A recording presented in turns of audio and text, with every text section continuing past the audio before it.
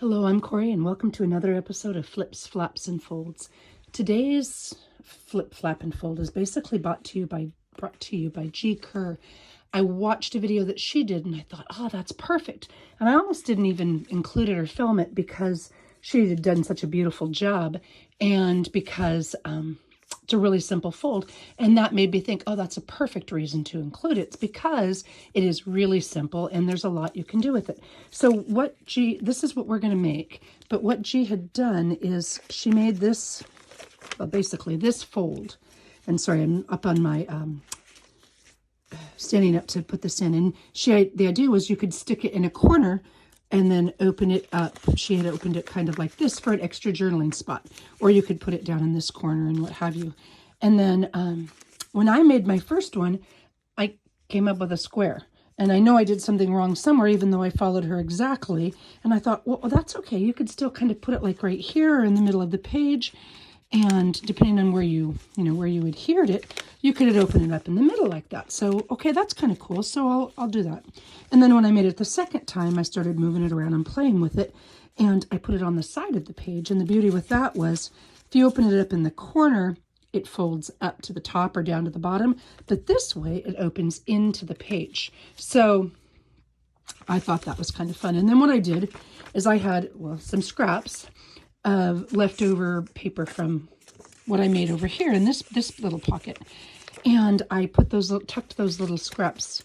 So I laid down the fold that Gi had done, and then I tucked some scraps on the top and bottom, and I thought, well, okay, I can make a tuck space out of that. So I made a tuck space out of the bottom one, and I included a little notebook, for some extra journaling spots. And then I thought, oh, well, if you're going to give it as a gift or something, you need a card. So there's a tuck spot there. So all this is the exact same fold that Gi had done. And I just added 2 scraps of paper, tucked one on top and one on the bottom, and glued them down. And so you've got your journaling space and you have 2 little tuck spots. And what it basically is it, again, opens just like this. And rather than the corner, I glued it on this side.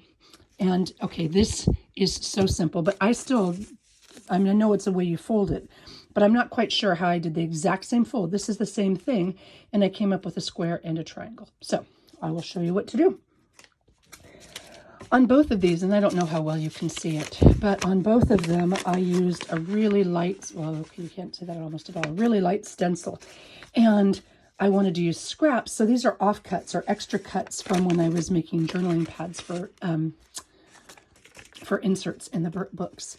And so I was trying to figure out, okay, what did I do? How did this one become a triangle and this one become a square? And I still haven't figured out completely which is which. So here, this is a triangle again. How did I get it to make it into a square? Oh, here we go. This is how I did it into a square. So it's the same fold. It's just a matter of where you do your turning, whether it's going to be a square or a triangle. And these are a couple of the stencils I used. You can use any stencil. You can go as heavy or as light as you want on the ink, but it's a great way to keep a scratch piece of paper and make it really thin. Cardstock doesn't work as well with this because it doesn't lay as flat when you fold it. I mean, of course it can work, but I find that the just regular old copy paper, coffee dyed or plain copy paper works real well. All right, and so what you need to do these are the supplies you need. A piece of paper. That's it. And I don't think it matters which order. I think Gi started folding it this way first, or maybe she started folding it this way first. It doesn't really matter which fold you do first, but you do, well, it's a square. You need a square, and any size square will work. 3 inches, 4 inches, 5 inches, 6 inches. Let's see, this one looks like 5.5 inches. So you want a square. And you fold, since it's a square, it's not hamburger or hot dog, you just fold it in half. And of course you could score it, but really you don't need to for this. You fold it in half, and then you open that up, and you fold it in half again. And I'm doing it backwards, so I'm not 100% sure with that pull in there if I'm lining it up correctly, but we're going to call it close enough. So you fold it in half, open it, fold it in half. Then you flip it over. Okay, so both of these folds The in half fold and the in half fold are the same way. Then you flip it over and you do corner to corner, then corner to corner. So you're making a triangle and line those up. I'm not even creasing them with a bone folder, just my fingers. And then open it up and then take the other corner and make a triangle. And okay, I'm going to probably botch this, but this is where you either make it your square or your triangle. And I'll be flat out honest, I'm not 100% sure which is which. So let's fold it and try. Okay, so if you're going to do it like a cootie catcher, and that's the teacher in me coming out because we do cootie catchers all the time. If you're going to make it like a cootie catcher, then that's where you're going to get your triangle. So with the corner to corner folds in the middle, so you want your point down, you push these together and you lay them flat. And that is how you get your triangle, okay? To get your square, let's see if I can figure this out. Maybe you go the other way. Nope, that didn't work so good. Here, let's just play with this one because I made this one a square. Okay, so you still have your point down. I know.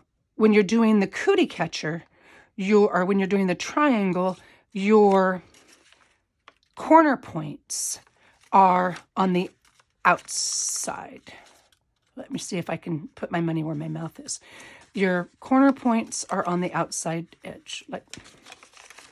All right, see, your corner points are on the outside edges, okay? So if you're doing a triangle, your two corner points that went corner to corner, corner to corner are folded in, but on the outside edge, and that lays it that way. If you're doing it a square, your two corner points are on the inside rather than the outside. And that gives you your square.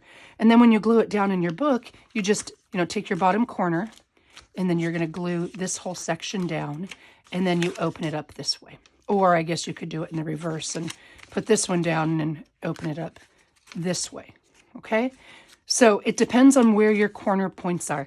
If your corner points are out, you're going to get your triangle. And if your corner points are in, you're going to get your square. There you go. That's it. I hope that inspired you and encouraged you to try something new. Thanks for watching.